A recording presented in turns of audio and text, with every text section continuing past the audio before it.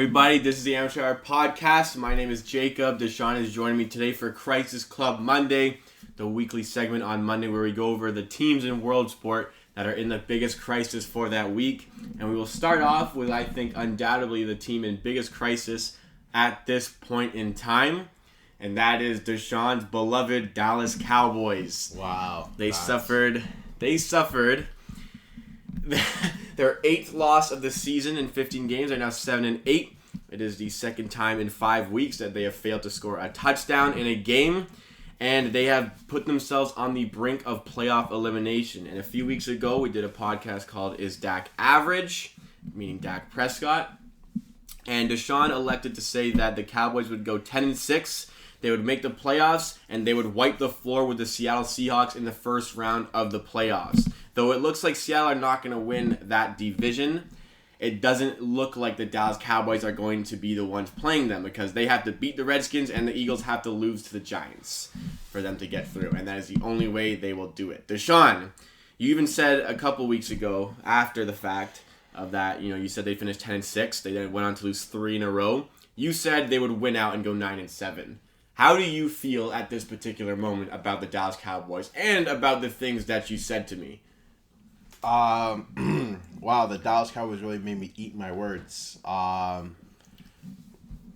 I think it's on Jason Garret. I just don't think he's doing what he's got to do. But I still am pretty confident that we can beat the Redskins. Mm-hmm. And, Daniel Jones balled out, and I will say that. He watched the game, obviously, and he balled out. He went crazy. So if he can just do that and... Hey, the Giants almost beat the Eagles a couple of weeks ago. Exactly. And do what we couldn't do and just beat them. Is Philly playing in New York? Or is I believe it is in New York. I'm just going to double check, but I'm pretty sure it's in New York. So yeah, that's a favorable matchup for them. So, I mean, there's still a chance. It is in New York. Would have preferred to obviously win the game and lock up the division, but it's very unlikely to see you guys make the playoffs. Shit happens. I think that there's still a really good chance, and it is more unlikely than likely. I think you just kind of want to throw it in my face that they lost, so that's why they're Crisis Club. But it is what it is. Is it not valid to call them a Crisis Club? They're on the brink of... This team was deemed a Super Bowl favorite. And in anybody's predictions for how many wins they'd have this season, if you said 10 or 11, you were being lenient. Like, you were being careful. Like, I don't want to say they'll win too many because they might lose a couple, go 10-6, 11-5. They are right now 7-8. The max they can go is 8-8. That is worrying, and that is bid for crisis. This team is supposed to be in the Super Bowl, and a lot of it is on Jason Garret for the whole season, but not the game. I watched the game, and a lot of it, I'm putting it on the receivers for dropping a lot of passes. I'm putting on Zeke because he didn't show up as he has in other games where Jason Garret didn't get the ball. That wasn't the case this time. And I'm gonna put it on Dak a little bit because Dak had a lot of inaccurate passes where some completions could have led to first downs, and everything came together yesterday for this crisis. But it wasn't just Jason Garret. It was a lot of variables involved in that. And Jason Garrett's time is up with the Dallas Cowboys. And I think that even if they got to the playoffs and lost even the divisional round, even if they had won a wild card game, I think Jason Garret was gone regardless, unless he got to the Super Bowl or an NFC Championship game. But I don't think yesterday is all on him, but the entire season, he is the most to blame for what has happened to the Dallas Cowboys this season. Under a new coach, I'm not sure. I think also Dak Prescott played his way to a franchise tag for next season. I don't think he's going to get all the money that he was hoping for. What do you want, $40 million?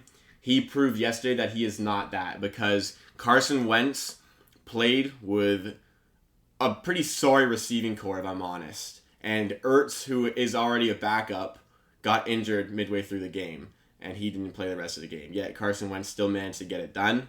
So Deshaun does not look well across from me at the moment. You can't see it, but I mean, I don't think you'd have any arguments about Dallas Cowboys being a crisis club. This team is a Super Bowl favorite, and they probably, at this point, you would bet on them not making the playoffs. They have to have... It's not in their hands anymore. You know what? I'm going to double down.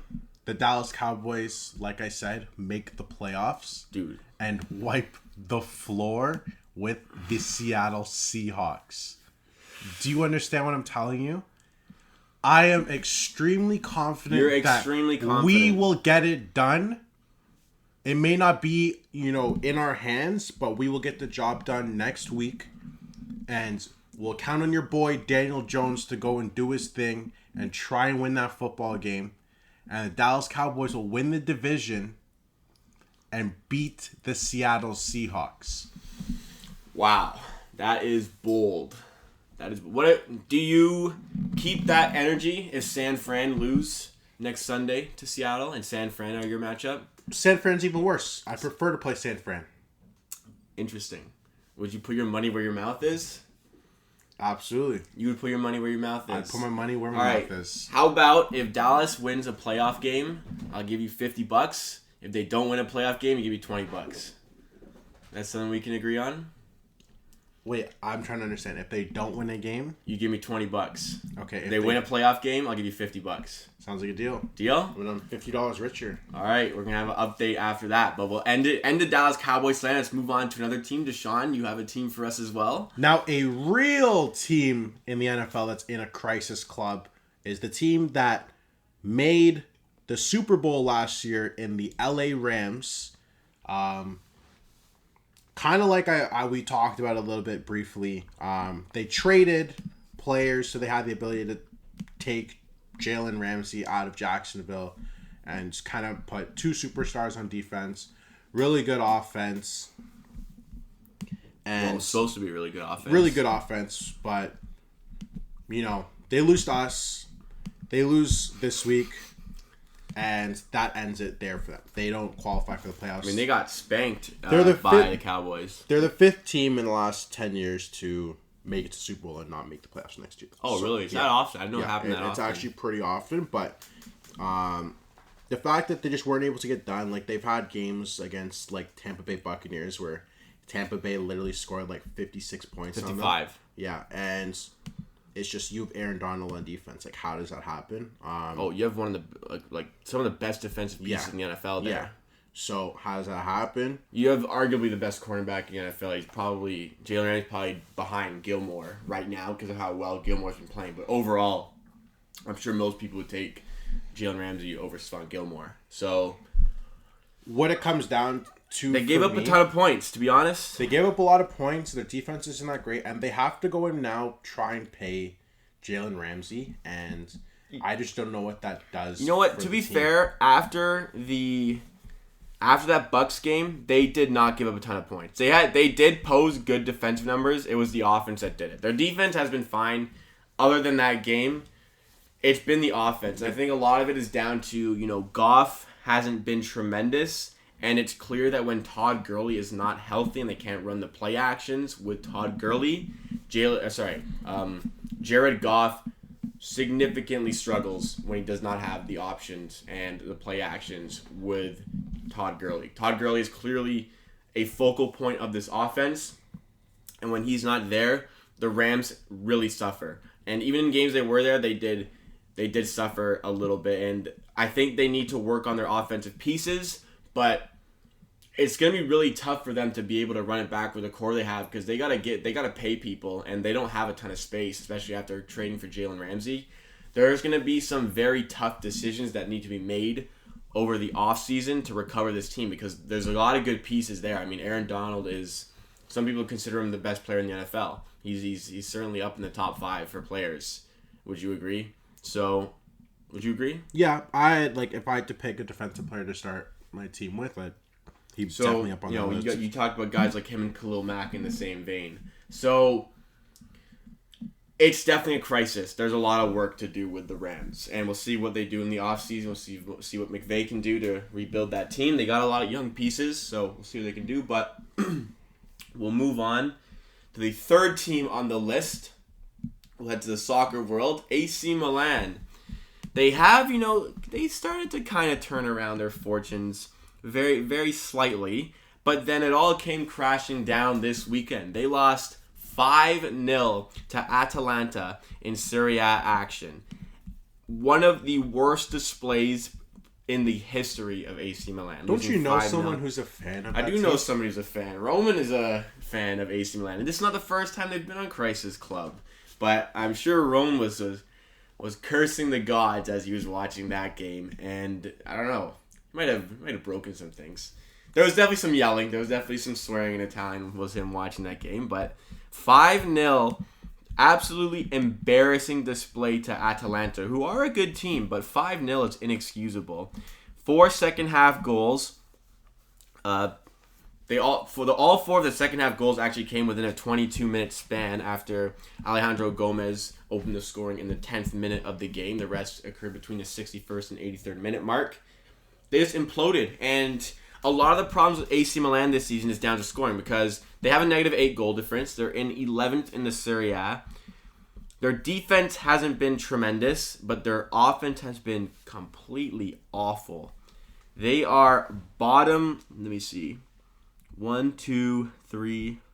They are 4th bottom for goals for in the Serie A. And their top scorer in the league is a left back, Theo Hernandez. A bit of a Real Madrid reject at this point. We'll see if he can revitalize his career, although he's doing very well with AC Milan so far. He has 4 goals this season. He's equal with Krzysztof Piatek for top scorer for AC Milan. Krzysztof Piatek is a big money striker who hasn't scored.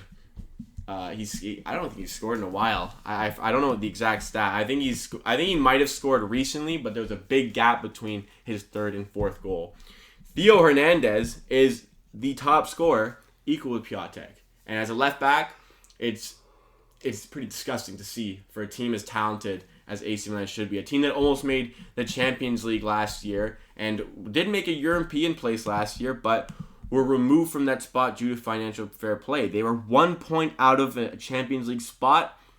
They finished in 5th, one behind their dreaded rivals, Inter Milan, and they have not done well this season. There is a revolving door for coaches. There is no promise.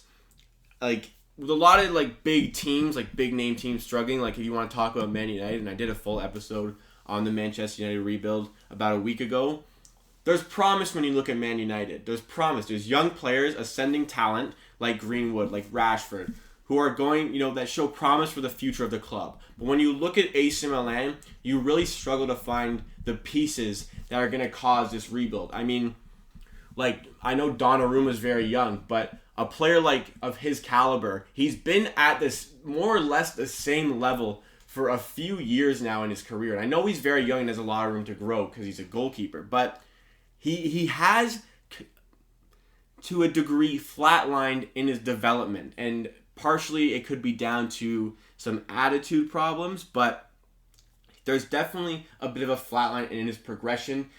I'd say the guy for the future is Romagnoli at center back. He's absolutely quality, but there is definitely a lack of hope for the future with the pieces they have, especially now that Paqueta has a lot of links away to PSG, and apparently he is open for that move. We'll see how AC Milan can recover themselves because they took a huge step back after such a huge step forward last season. We'll see what they can do if they progress into the top 6 in the league. Currently, they're 8 points behind Cagliari. They could go on a run and definitely put themselves in contention, but I do not see them in the top 6. Probably looking at about an 8th place finish, the way I'm seeing it right now. But we'll move on to our final Crisis Club of the week. Deshaun, who do you have for us? In the NBA, the National Basketball Association, I'm going to pick the Detroit Pistons. Currently 11th. They're 11-19. Obviously, Detroit, they did very, very well last year. They finished with the 8th seed. Obviously went against the Bucks, and, you can't really do anything about that. But I thought they would, move up to 7 or... I mean, they were a playoff team last year, That's what I'm saying. So they were a playoff team. They lost to the Bucks in 4 straight. Blake Griffin didn't play 2 of those games. But right now, they have lost 4 in a row and 5 out of 6. And they face the Philadelphia 76ers tonight. And I don't see them winning that basketball game. And then they played the Wizards, who they lost to. Yeah. The thing with the streak is that they beat the Houston Rockets. That was their one win within these last 6 games, is they beat Houston. But they lost to the Mavs, the Wizards, the Raptors, the Celtics, and the Bulls. So some good teams in there. Yeah, but they're good teams in there. When you look at the tough piece of your schedule like this, you got to be taking the games against the Wizards. You got to be taking the games against the Bulls. You got to be a little more, they were decently competitive against the Raptors, but ultimately, the Raptors had a little bit too much firepower for them. But, man, for a team that, Drummond is a free agent and you want to attract him, they're going to be in real trouble because Drummond is not going to stay with them. So, I don't know where they go next season. We'll see how Dwayne Casey can work with this team, but they're on the decline. They could still make the playoffs this year, but there's going to be some problems in Motor City after this season. Well, the thing is that they signed my boy, Derrick Rose. And I don't know what Rose. I don't know what's like. I don't know. Like, they should be a lot better than this. Like, I didn't see them being 11-19 and 11th place. Like, I thought that they would be a lot better. Only one win out of the 8th placed Orlando Magic, who are 12-17. So it's still possible to get into that last seed, especially given the East and given the way it's looking this season. The 7th and 8th place are gonna be up for grabs. Yeah. So. But when it comes to Detroit, man, like I thought they'd be better. 4 straight losses right now, like it hurts. And like if they lose tonight and it continues to kind of spiral, they can lose their season. And Blake Griffin's not playing as well as he did last year. Like, last year he was a arguably top 25-20 player. This year he's averaging 16 points and on 40% shooting. Like it's really really bad for him right now. I mean, but he struggled with injuries so much of his career. Maybe he's still kind of feeling out his game a bit because, he did play a lot of games last season. I don't know where it's coming from. He has been injured a bit this season, but yeah, you're right. That's a big drop off. In fact, the point per game he's putting up right now would be the worst of his career. Yeah. So, for a guy who's been an All-Star 6 times, including last year, that's worrisome. That is definitely worrisome. But anything else to add on them? No, I thought they'd be better. Do you think they can turn it around though, with given Dwayne Casey, a former coach of the year, with them? So their regular stats when that the thing is that their defense is actually the worst part of their game. Like they're 8th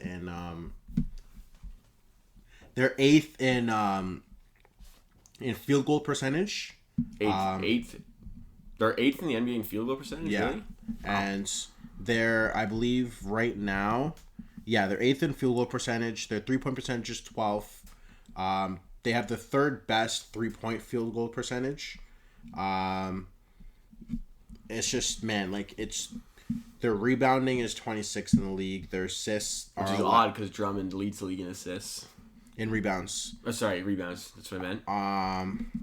But yeah, it's just their turnovers. They turn over the ball a lot. They turn over the ball 15, points 25. per game is they're 21st in the NBA in points per game and 16th in opposition points per game. So it's not great on either end, especially on offense. That should be a little bit better. But yeah, this team should definitely be playing a little bit better than they're showing. Do you think they make the playoffs? Do you think they recover? I actually have to look at the standings right now. Okay, well, above them... so above them... The Magic, the Hornets, and the Bulls. Okay. They're not far out. They're only one win away. No, they're not, but I'd like to say that Orlando holds a spot, 'cause I think Orlando's better than 12-17. And I don't think Brooklyn does not make the playoffs, and then every other spot. What about the Hornets? I think the Hornets could sneak into 8th, potentially. I agree. But I like the Magic. I like Markelle Fultz. I think he's going to get better and better as the season goes on. I think Orlando have a lot of pieces that they can move as well to make themselves more competitive, like Aaron Gordon's move that kind of player, because you have such a deep forward core. So move that. You need a guard to play with Markelle Fultz. Yeah. Get Evan Fournier, I think, on the bench. He's making quite a bit of money, though. But I think Orlando are an exciting up-and-coming team. And that's why I place them above Detroit, just because they're pieces. That's fair enough. So we'll end it there. Thank you to Sean for joining me again. Unfortunately, he had to talk about his beloved Dallas Cowboys today, but we'll see what they can do. I will say that Dallas are the biggest crisis club of the week, a Super Bowl favorite, who are on the brink of playoff elimination before it even starts. And I will say Dallas Cowboys will Hey, make the playoffs. you got money on it. You got money on it. We'll see how that one transpires. But thank you for listening to another episode of the Amateur Hour Sports Podcast. Follow us, as always, on Twitter and Instagram, Amateur PDC. Subscribe on YouTube, follow on Spotify, and keep coming back. We post episodes every single day to keep you up with the sporting world.